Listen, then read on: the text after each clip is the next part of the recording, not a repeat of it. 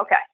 So I guess what I wanted to do to begin this journey is just to start out talking a little bit about feedback and how feedback really does essentially build our success. Studies have suggested that there's a direct correlation between the amount of feedback that a person receives to their success.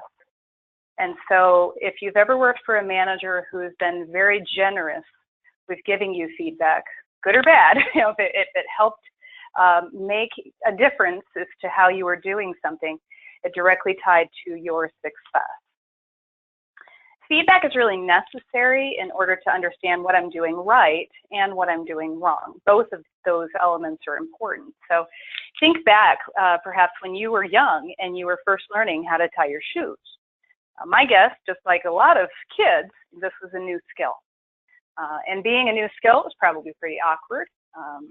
Probably most of us had struggled initially with that, and it required a lot of concentration. Yeah, I'm going to interrupt for a second. It seems that we have a couple people not able to hear us.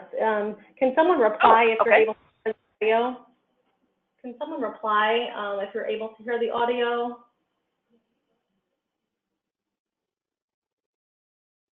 We had a couple people say they couldn't hear us.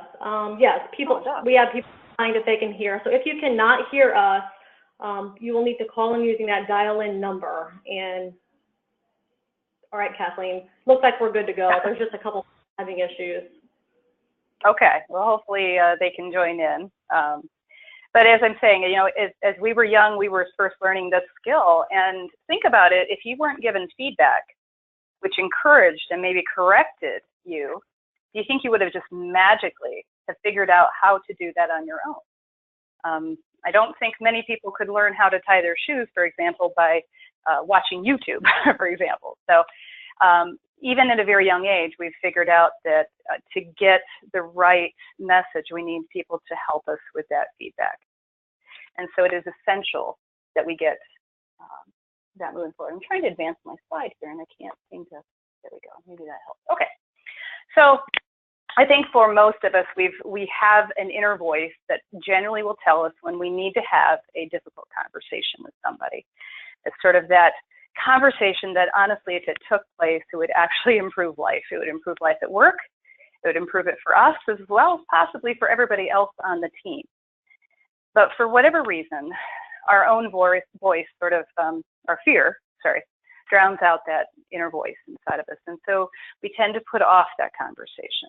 Meanwhile, of course, the offending, quote unquote, the offending individual continues with whatever the problem is, oftentimes just unaware that they're having that kind of an impact around those around them. So a management survey done recently asked 500 managers, you know, what was the main reasons for putting off having a difficult conversation?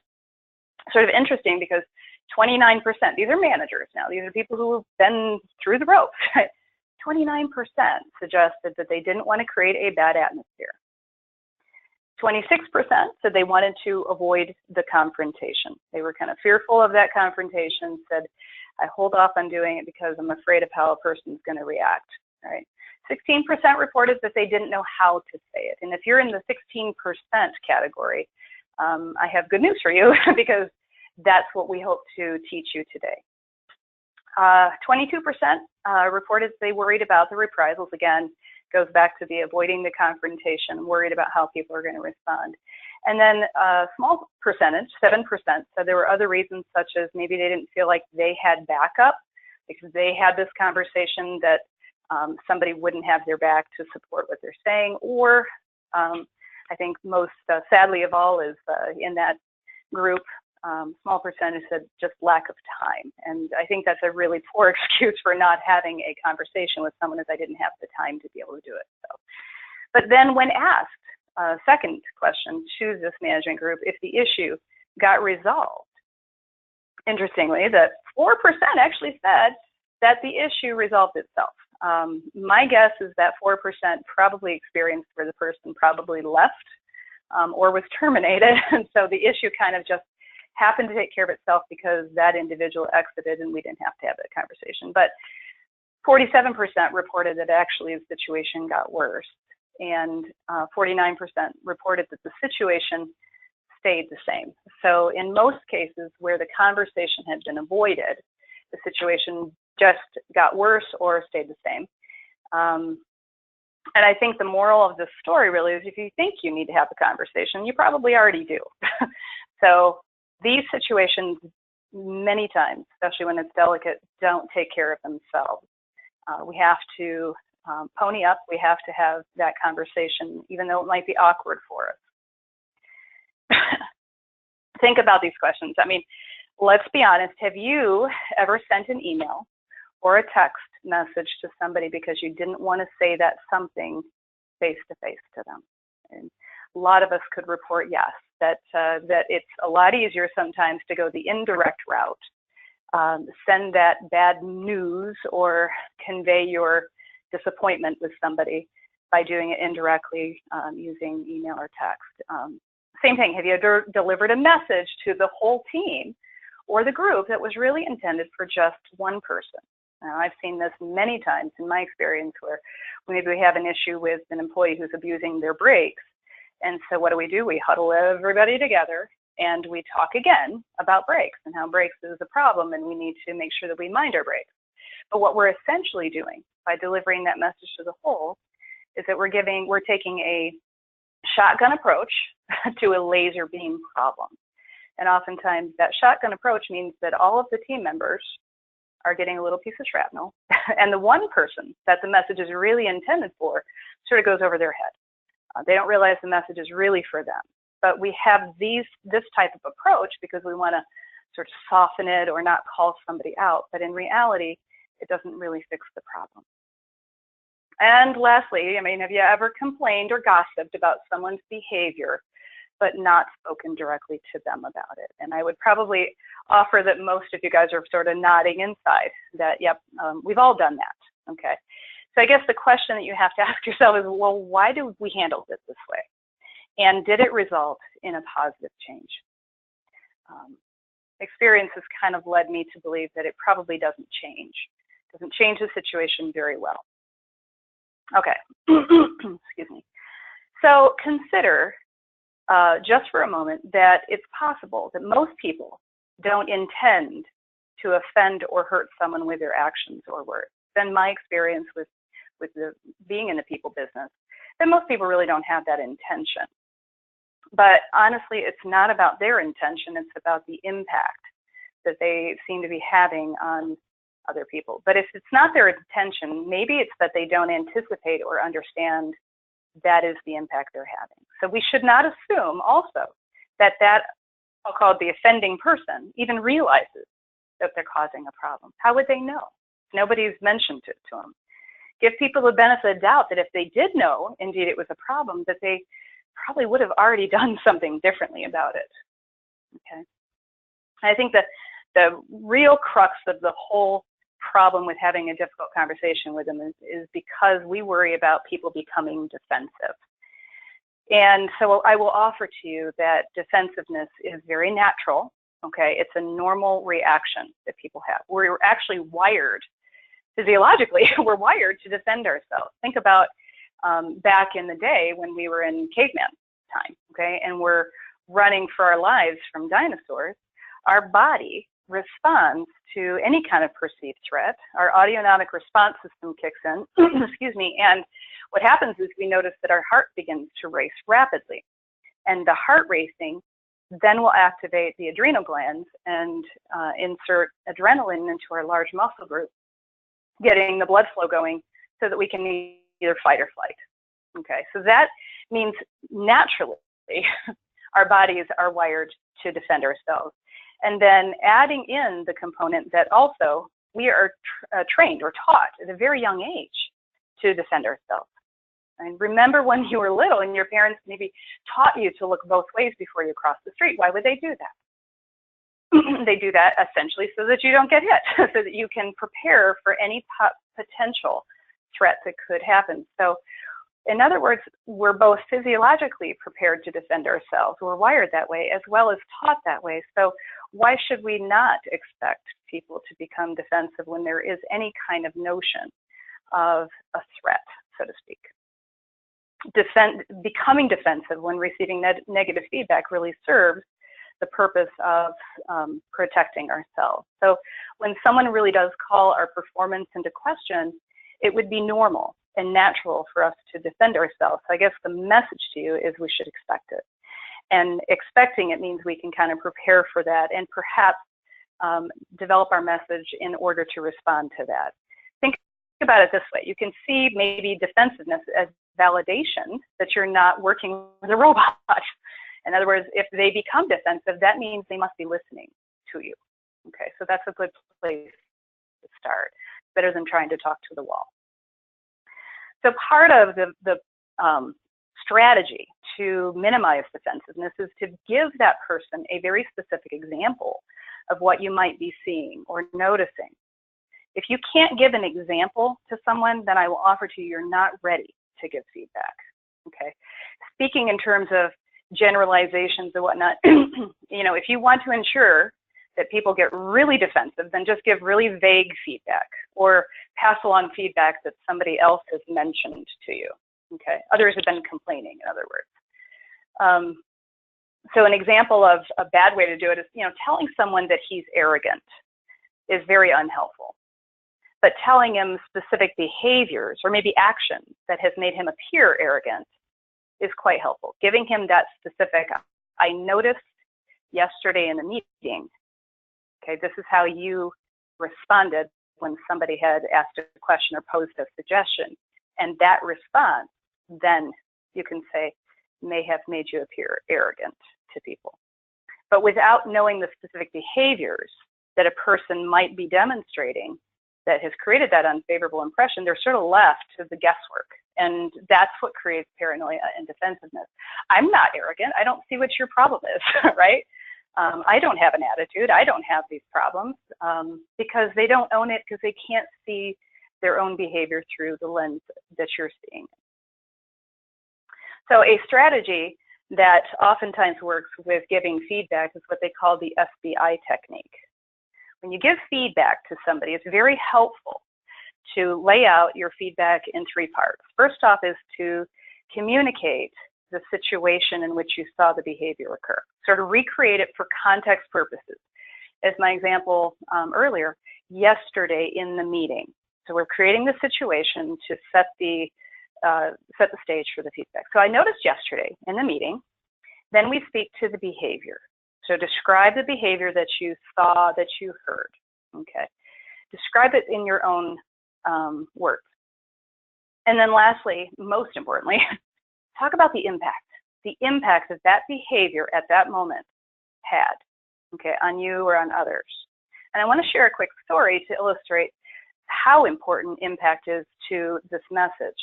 Because I was talking to a gal, I was new in a plant, and I was working as a new HR manager, came into the plant, and there was a woman, her name was Danita.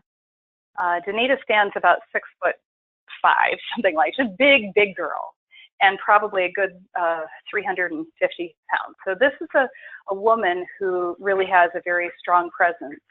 She also has a very loud, booming voice, and she has a personality that is very dramatic. So just kind of put that picture in your mind. And what I learned early on when I started with that particular company is that Danita had been there about 17 years. And across that 17 years, she had in her HR file, she had 15 final warnings for performance.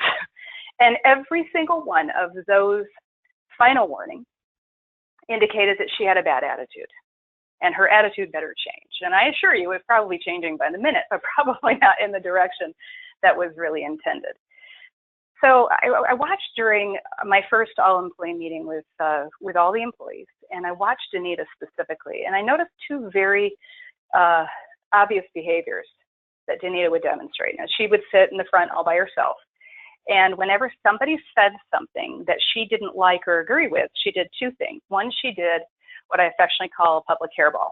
So like started clearing her throat, scoffing really loudly. And the other thing she did very notably was that she would roll her eyes. In fact, during that half an hour meeting, I hash marked, there was like 15 times this woman rolled her eyes during a 30-minute meeting. So immediately following the meeting, I brought her into my office, and I, using this SBI technique, gave her feedback about the eye rolling. So here's how it laid out. I said, hey, Danita, if you got a minute, I wanted to see if I could talk to you. And so I brought her into the office, and I said, hey, you know what? I just noticed in the meeting situation just a few minutes ago something that I wanted to share with you. Has anybody ever commented to you how often you roll your eyes? And surely you know what she did at that very moment. She rolled her eyes at me. So I said, oh, okay, so you just did it right there. And she said, oh, Kathleen, that doesn't really mean anything. I just do it as a bad habit. And I said, well, that's kind of an interesting statement, because many times when people roll their eyes, it communicates sort of a, oh, here we go, sort of a disdain. I'll call it disrespect. And she said, well, it doesn't mean any of that. She goes, it's just a bad habit. And I went, okay, well, let's see if I can figure out a better way to kind of get through to her. So I said, you know what? I remember when we first met, you had shared with me that you have a 13-year-old daughter. And she lit up, her face lit up, oh yeah, she's the center of my world. And I said, yeah, but she's also 13. And I remember being 13 and needing a good parent. And I assume you're probably a good parent to her. So my guess is that at times you still have to discipline her. And she said, yes, ma'am. And I said, okay, so when you're disciplining your daughter and she rolls her eyes at you, what does that communicate to you? And she crossed her arms and gruffly said, I wouldn't tolerate that. That's disrespect. And I said, oh, I gotcha. So when your 13-year-old daughter rolls her eyes at you, when you're speaking to her, that disrespects you. But when you roll your eyes at me or at other people when they're talking to you, that doesn't communicate anything. That's just a bad habit. And guys, it was like a light bulb sort of went off over her head. It was really amazing. And she said to me, oh, Kathleen, I don't mean to disrespect. Honestly, it's a bad habit that I have had all my life. And I said, Danita, I believe you. But let me offer to you, it's not about your intent. I believe it's not your intention to hurt anybody or to disrespect them. But I said, that's the impact that you're having. And so she said, I don't know if I'm going to fix this. This is a really long habit. And I said, try. And she came back to me about 2 months later, and she said, you know what, I've really worked on this, and what a difference it's really making. I see a change with people and how they respond to me. And I said, I've noticed that as well. And I sort of wiped my brow like, because that's not an easy thing to say to somebody. But she said, you know what's funny is that all along, you know, telling me that I was rolling my eyes was not news to me. She goes, I knew that I did that. It wasn't an epiphany. However, she said, I had no idea that I was hurting people. And no wonder I've had a hard time working with others around here. She goes, now it makes sense to me. What I was doing unintentionally was hurting the very people that I care about. She goes, I've worked on it, and what a difference it makes. So I want to impress upon you that that story would not have had that outcome had I not really explained the impact of the behavior that she was demonstrating. So with that, keep that in mind. SBI requires you to, or suggests that you start out a conversation with kind of, let's replay the situation in which you saw the behavior and then talk about the impact. Okay, so a couple of principles that I want to talk about, and then I'm going to give you this 8-step formula to delivering a difficult conversation with somebody, okay? One of the principles that I want to offer to you is that feedback really is a gift that you give to people. It's a gift of insight. When you tell people the truth, you do them a favor. Think about maybe if you've come back from lunch and you've had broccoli for lunch or whatever, and you still have a piece of broccoli in your teeth. And you go the rest of the day and nobody has said anything to you. And then you go into the restroom and see at 5 o'clock, you know, at the end of the day, that you had broccoli in your teeth all day long. Now, wouldn't it have been nice for somebody to just have seen that and said, hey, you might want to check your teeth, right? And give you the benefit of being able to fix that before it now becomes talked about around the office, okay? You do people a favor, right, when you tell them, when they give them that insight that they need. Another principle, as I said earlier, is that we should expect some initial defensiveness. If they're a bit defensive, again, at least you know they're paying attention. That's a good place to start. since we know that, giving very specific behavioral examples is really, really important when you give feedback. Talking again in generalizations like you always or you never will certainly build a lot of, oh, really, always? I've always do this, or never? Really? I remember this day, and this day I did it. So we try to avoid generalizations, and whenever we're giving feedback to somebody, speak specifically to a behavior that you've seen, as opposed to referring to the word attitude. This is one of those things, I'm on my pulpit a bit, but the word attitude is really nothing. It's nothing more than sort of a label that we subscribe to a series of behaviors. You say to somebody, you have a bad attitude. They don't know what you see. They don't understand. In fact, what they'll get is, I don't have an attitude, you have an attitude, okay? So we try to avoid the word attitude because it stings. And I will offer to you also, if you were to say you have a good attitude, again, I don't know what you see, so you're not going to get more of that necessarily. You're not reinforcing anything. But to speak specifically, a bad attitude looks like this, okay? So I notice that you roll your eyes. I notice that you interrupt people when they talk. I notice that you tend to take a very defensive approach when asked to explain something. And these are behaviors. And this is the impact of these behaviors. It's shutting people down. They don't want to talk to you. They don't want to cooperate in a meeting or whatever. So speaking to those behaviors is much more helpful than speaking to somebody's attitude. And the last principle I want to share with you is that good feedback really should just take you about 2 minutes to give. This is not a 60-minute conversation. This would take a heck of a lot longer or shorter time than this training.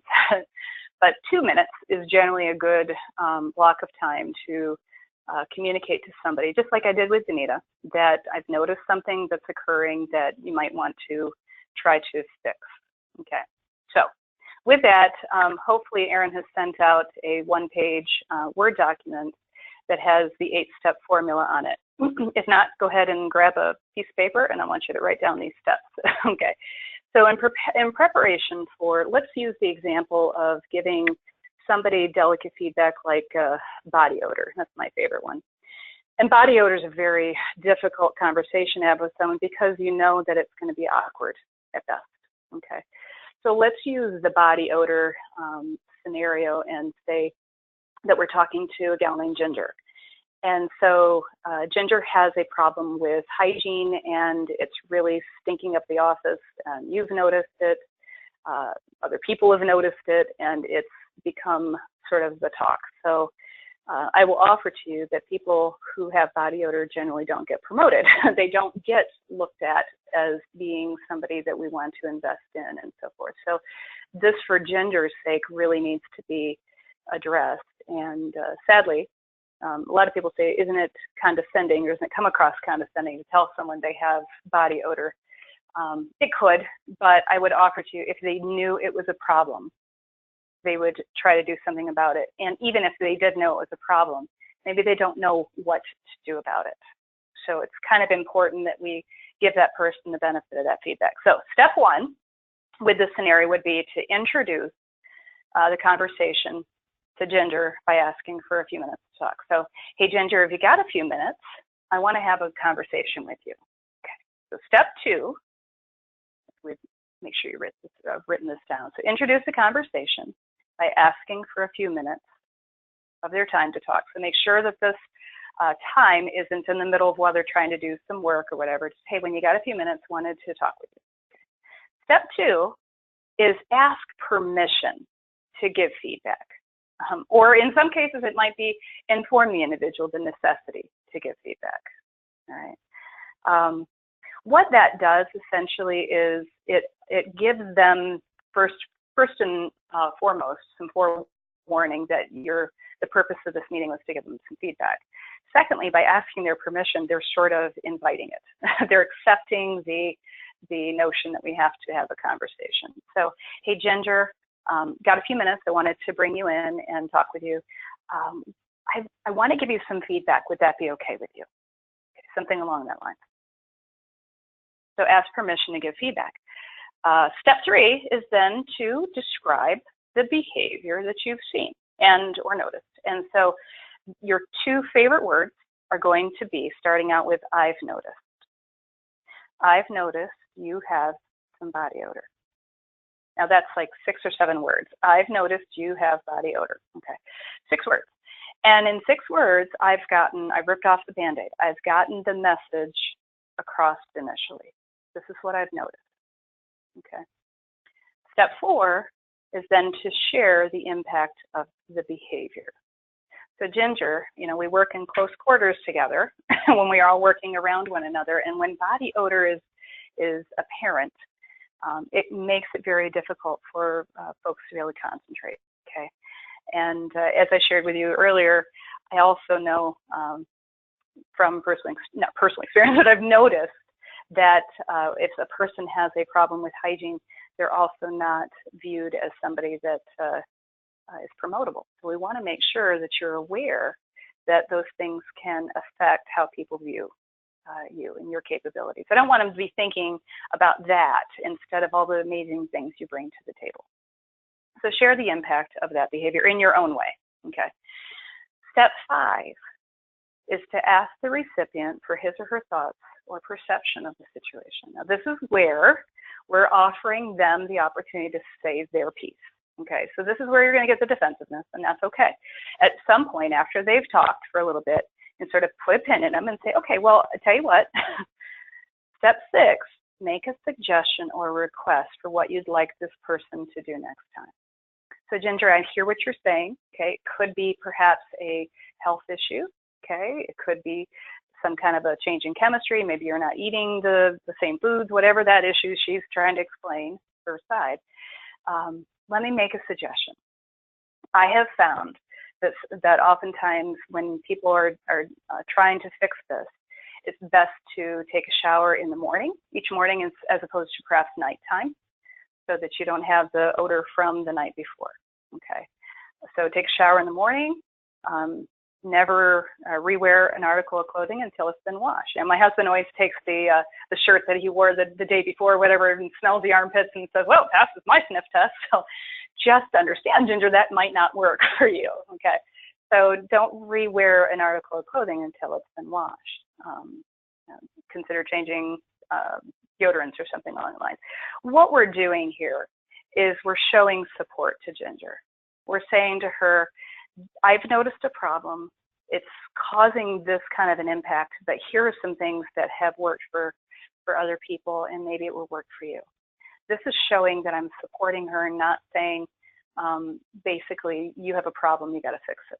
Okay, again, on the assumption that if they knew how to fix it, they would have done it a long time ago. Okay, so we make this suggestion or request. I will offer you this. Step 6 is very, very important, because in terms of giving people feedback, rarely do people mention this part. They forget. They basically say that you've got a problem, you need to fix it. They forget that people need some help with figuring out a way to fix it. So step 6 is really important. And again, it'll minimize the defensiveness. Step 7 is to build agreement on the next steps. So in other words, Ginger, would you be willing to try that? Try those suggestions. And part of the agreement also is, hey, as trying to help you as well, if I notice that it's improving, I'm going to definitely let you know. And if I notice it's still occurring, I'm also going to do my part and let you know too. Okay, just to kind of keep you moving forward. So that's my role in this, and we have agreement as to what we're going to do. And then step 8, quite honestly, is just to say thank you. Thank you for having this delicate conversation. Thank you for listening. Thank you for responding. I was really uncomfortable with having to say this, but I'm thankful that you were willing to hear me out here. Okay. Now, thank you is also, although it's very nice, it's also communicating to Ginger after this 2-minute conversation that we're done. And I'm not going to drag on and on and on for hours about this. Okay. Basically, I've put a pin in this now. We're good. I said what I had to, and I appreciate you listening. And then my last slide on this is really just about being direct. If you're really worried about their feelings and how they're going to respond, then the best approach really is just to be direct. You actually hurt people's feelings more when you're trying to be funny or trying to be coy rather than being direct. Again, it goes back to have you ever gossiped about somebody or talked about their behavior without telling them. And it hurts people's feelings when you're trying to make a joke out of it. For example, Ginger, has anyone ever showed you how soap is supposed to work? Right? So that would be really super offensive and pretty indirect, and I don't think that's really going to solve the problem. It's going to come across very mean. So if you're concerned or sensitive to how somebody's feelings are going to be, then just do them a favor with rip that Band-Aid off, I've noticed, and safe behavior. Okay, this is just something you're noticing and you wanted to offer some help to them. So the words I've noticed are your friend. I will offer to you, if you haven't observed the behavior directly, and I know some of you guys are out there going, well, that's all well and good, but what about those occasions when we've had employees, say, out in the field and these complaints seem to be streaming in, and I don't know how to deal with that. I haven't seen it myself, right? I will offer to you that when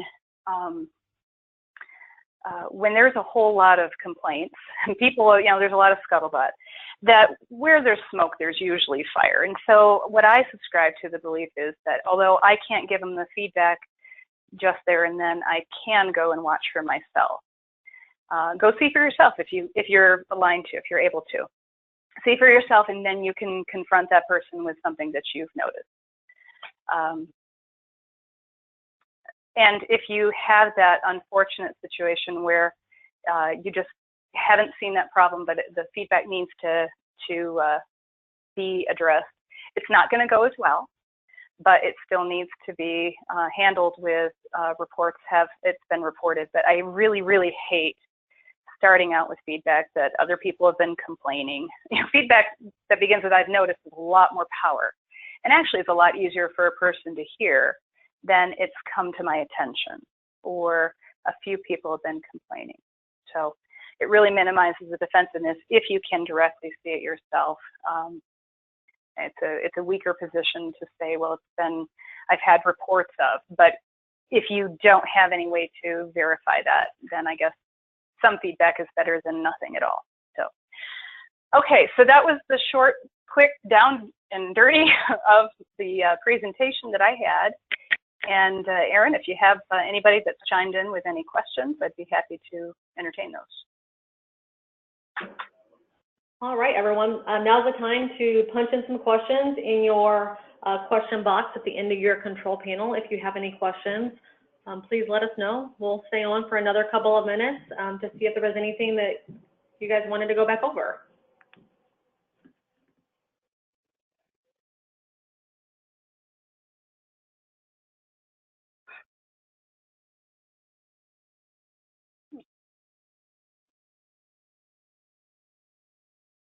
I will offer that if anybody wants to do any reading further on this, there's a lot of the substance of this training was based off of a great book by a woman named Shari Harley, who wrote How to Say Anything to Anyone.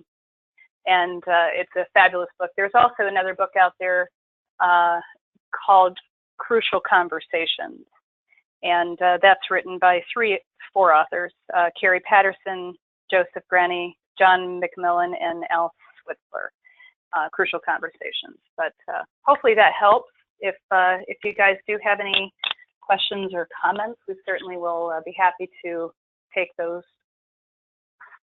Still yet. All right. Looks like we do have a couple questions coming in. Meredith had asked if you could go back over number 3 of the feedback formula. Yeah, let's go back to that one. Step 3. Okay. So describing the observed behavior. Again, in terms of what you have noticed, what you've personally witnessed is really, really helpful. It's better than referring to generalizations like you tend to do, you tend to come across very negative or whatever. So I've noticed and then describe that specific behavior. In the meeting, you interject, your comments are taking away from the positive effect of this and so forth. So I've had a lot of people that say, well, how do you have the conversation with somebody about a negative attitude? And again, it goes back to speaking about, tell me what the attitude is. What is the behavior that you see the person actually doing? Well, they become kind of, they're curt. They're sarcastic. Okay, these are great descriptors of behavior that you can offer to somebody and say, I noticed when you disagree with what somebody has to say, your response is very sarcastic. To use this example, sarcasm, the Latin derivative of sarcasm is sarcasmo, which in English translation means to rip flesh. So when you come across with sarcasm or you respond this way, this is how it feels, right? Trying to use humor, but in a way that sort of hurts. So we can speak to specifically that behavior. Does that help, hopefully? There was another question too. Someone asked for suggestions on having this conversation with someone that they were once an equal to, and now they are managing. Mm-hmm. I think you start out that conversation, because I do teach about managing former peers and the challenges associated with your identity and how you identify with the new person. And I think the way to lay this out is to acknowledge the elephant in the room and the awkwardness of, now that I am your manager, now that I'm your boss, this kind of puts a new kind of level of awkwardness. But nevertheless, I'm trying to do you a favor and trying to help this situation. So I think we kind of just acknowledge that it's awkward is probably the best way to tee that one up and communicate to them. And maybe that leads me to another thought, and that is perhaps you have to give feedback to somebody about something that you yourself have actually done too. So perhaps you were guilty of bad-mouthing management at the water cooler back in the day, and now you're the management. So again, acknowledging that elephant in the room might help with saying, I recognize something that you're doing that I did myself, and now I look at it and say it was wrong, okay? And speak specifically to what they're doing and now the impact that they're having. Again, people who badmouth management don't often get promoted, and I'm worried for you, those kind of things. And so you might kind of position it with that approach. So. Right. Someone is asking for a list of the recommended books again. Yes. And Erin, if you want, I can email these to you, and if you want to send them out, that's great.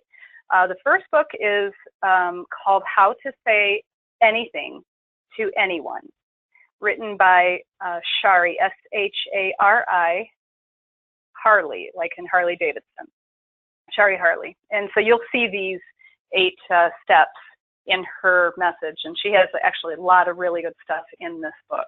It was a cover-to-cover sort of thing, very, very good stuff. The other book that I referred to is a business book called Crucial Conversations. Crucial Conversations.